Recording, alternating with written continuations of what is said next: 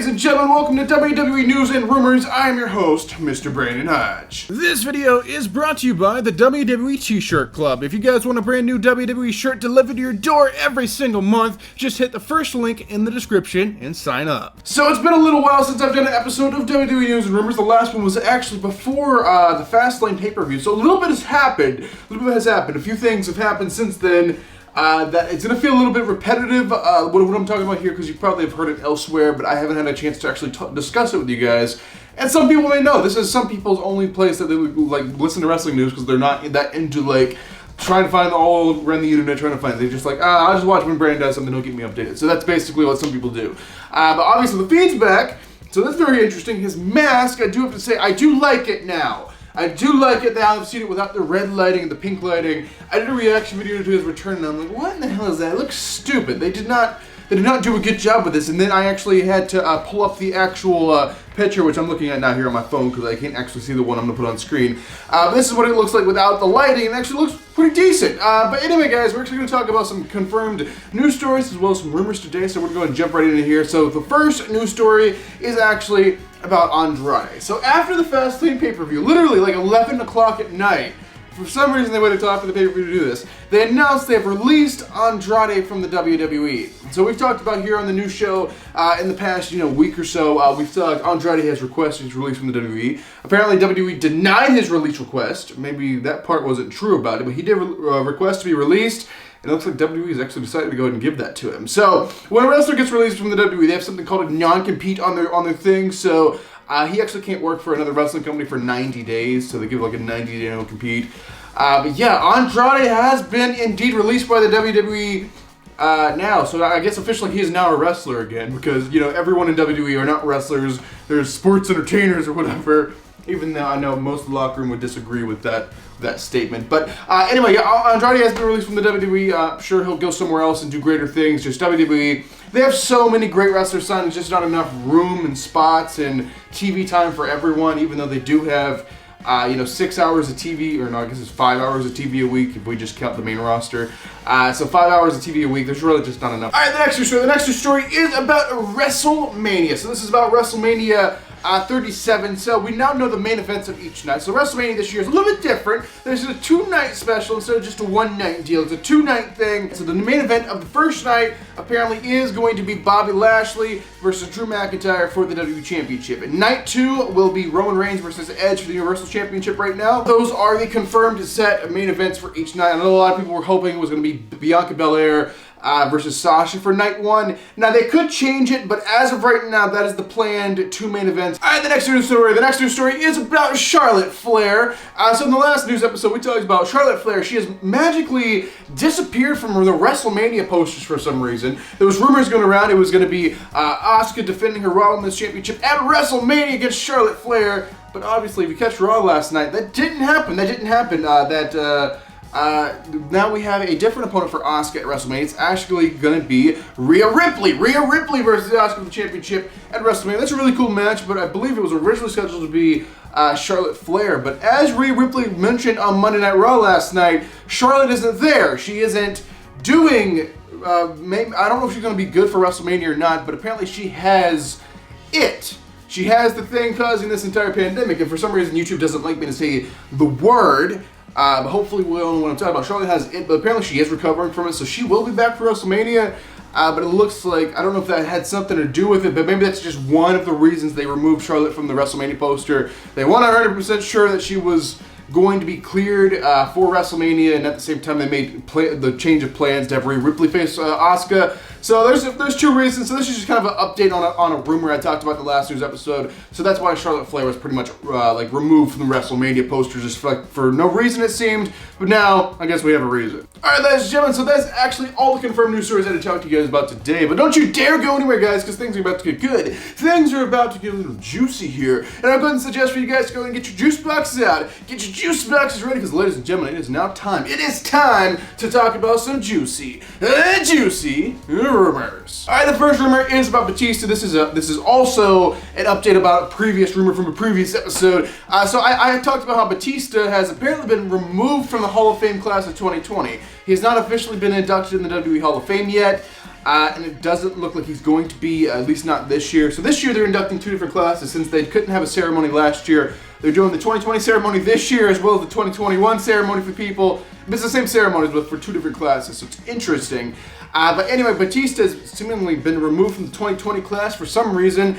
We didn't really know why in the episode. I guess maybe it's something to do with his schedule, since he's this wonderful Hollywood movie star now. That he has a hard schedule to wrap around, and especially like such a short notice, because we even know we were having the Hall of Fame until literally like a few weeks ago. So apparently Batista's schedule is not going to align. Batista will not be able to be there, and that's why they decided not to induct him in the Hall of Fame this year.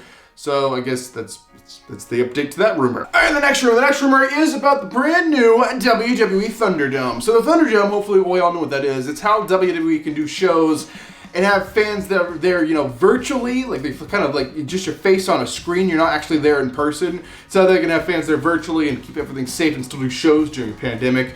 Obviously, WrestleMania will have an actual crowd, but that's it. That's literally it. The other WrestleMania week shows, so like SmackDown, Raw, Hall of Fame, NXT, all of that, is going to be taking place with a virtual experience. I guess NXT has some fans of some capacity, but they don't like openly sell tickets. It's like a kind of like an inside thing, I guess. But anyway, as for the main roster shows, Mania week, they will be inside the Thunder Dome. So the Thunder Dome is actually going to be moving because their contract is coming up with Tropicana Field. Tropicana Field has to actually have their field back for baseball because baseball's starting up on April 9th, which just happens to be the same day as the SmackDown. So they're actually pre-taping that SmackDown, and they're moving stadiums. They're moving the Thunder Dome. They have a brand new place set up. It is going to be in the I'm just going to call it the University of South Florida Arena, because I'm not trying to say the name of the arena, because the name of the arena is like some kind of German beer or something, and I'm not going to look like an idiot trying to say the name of that. But anyway, the first show that's actually going to be in the brand new Thunderdome, which is probably, let's be honest, probably going to look identical to the one now.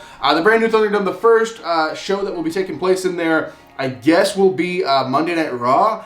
I guess. I don't know how they're... Well, I guess NXT's in a different place, and SmackDown's going to be pre-filmed. First show definitely will be Monday Night Raw. The Raw after WrestleMania 37 will be in the Thunderdome with, virtual fans only, no real fans, as far as I know. And that will be taking place at the new Thunderdome at the University of South Florida. All right, the next rumor. The next rumor is about, actually about Ali. So Ali has done a really, really good job. He's proven himself throughout the past years and done a phenomenal job as the leader of Retribution. I know a lot of people are taking the faction that seriously. But for what he's given, he's done a great job. And this guy's really a future champion. I really hope they get behind this guy and actually give this guy a push and all that stuff. I've always talked so wonderful about Ali because he's just so talented. But apparently he's actually injured, and he's been injured since apparently all year. He's been injured since, I guess all year if you want to consider, because we're only like 4 months into the year or whatever, 3 months into the year barely. But he's actually been injured since December. He's been working through this injury. He's actually been wrestling on this injury. He has something really, really wrong in his knee. Now, I'm not a doctor or anything, but it's a PCL injury. And apparently, it's very serious enough he's going to have surgery. But he is still going to be on TV right now. He's still wrestling right now because he's not getting surgery right now. He's actually going to be getting surgery after WrestleMania. So he's probably going to do something at WrestleMania. He's wrestling. I cannot imagine how he's wrestling. And still wrestling that good with that crazy of an injury that's going to require surgery. But basically, apparently, Retribution will be completely turning on Ali and kicking Ali out. Then Ali's going to go get surgery, and then hopefully he'll be back soon. I have no idea what the timetable for return is. I believe similar surgery. I would say return to 6 to 8 months, I would say. So he's going to be gone a little while. I don't know if he'll be back in time for maybe Survivor Series or something like that, but we'll just see where that goes. But as for Ali, he's being written off and kind of taken off as the leader of Retribution so he can go get that surgery. So that's an update about Ali, and I wish him best of luck in his surgery and his future as a wrestler. All right, the next rumor is about Daniel Bryan. So Daniel Bryan, so the WWE Network made this huge mistake about Daniel Bryan, and I have no idea if this is going somewhere. It's just started up some rumors and some people thinking, what the hell's going on with Daniel Bryan? So basically, the WWE Network, I guess the WWE Network isn't really going to be a thing for too much longer, and they're making really big screw-ups. So someone who runs the WWE Network put a playlist on the network, and I'll show it on screen now. It says future WWE Hall of Fame class of 2021 inductee Daniel Bryan. Like, 2021 Hall of Fame inductee Daniel Bryan. So they haven't announced the full class, and I don't think they should put him in. I'm always against putting like active wrestlers in the Hall of Fame if I could get if they did that if he was still retired, but the guy's an active wrestler, active member, active wrestler of the WWE roster. Hopefully this is just a mess up and he's not actually going in. Don't get me wrong, Daniel Bryan definitely deserves to be in the Hall of Fame. He's one of my favorite wrestlers of all time, and I'd love to see him in the Hall of Fame one day. I just don't think you should put an active wrestler who's still wrestling, going around trying to win championships and stuff in the Hall of Fame. It just doesn't make, a lot of sense. All right, ladies and gentlemen, go get your tissues out, get your tissues ready, because this will be the final news story, the final rumor, the final thing I will be talking about inside of this episode of WWE News and Rumors. It is about WrestleMania 37. So WrestleMania 37 is, like I said earlier, it's having two different main events, two different nights. So we're going to be talking about the second night main event. So the current match that's scheduled is Edge taking on Roman Reigns for the Universal Championship. So Edge is your 2021 Royal Rumble winner, so that's really great. But he did something interesting at TLC a few days ago. He actually hit Daniel Bryan with a chair, but Daniel Bryan's a good guy, and he's going after Edge. Why would he hit Bryan? But then he hit Reigns too. So I guess he was just, in my mind, I'm like, oh, I guess he just wanted to face Reigns, but why would he hit Bryan? I'm so confused. What is going on here? And then now the rumor is saying that this is actually setting up a triple threat match for Mania. So I don't know what the deal is, but right now they're saying that Edge versus Roman Reigns is actually going to turn into a triple threat between Edge versus Roman Reigns versus Daniel Bryan for the Universal Championship at WrestleMania 37. So that's really cool match, I guess. I mean, I always feel like the Rumble winner should get a singles match. It always has like a bigger match feel, I feel, like with a singles thing, with two big stars like that.